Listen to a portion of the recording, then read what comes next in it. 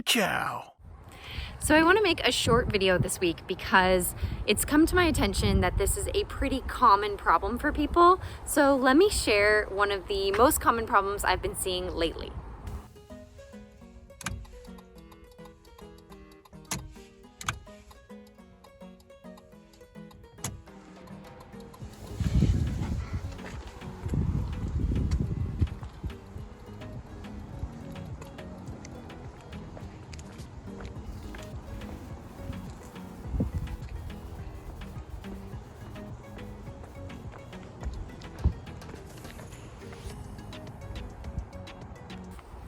So what you're seeing here is actually that on the blinker circuit, one of the loads, in this case a bulb, is not functioning correctly. So this is how you can tell when your blinker is out, because it's blink, blink, blink, blink, blink, blinking really fast.